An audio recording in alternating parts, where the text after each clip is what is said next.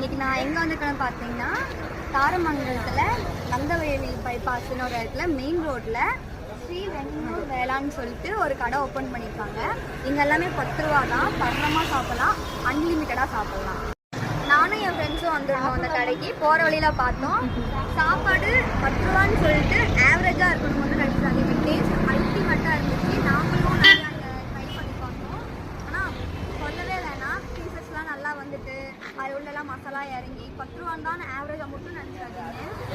நல்லா இருந்துச்சு, டேஸ்ட்டாக என்னென்னலாம் அவைலபிளாக இருக்குது. தக்காளி, தயிர், லெமனு, வெஜிடபிள் இருக்குங்க. காளான் சாப்பாடுலாம் இருக்குது. மீன் குழம்பு சாப்பாடு இருக்குது. அன்லிமிட்டட்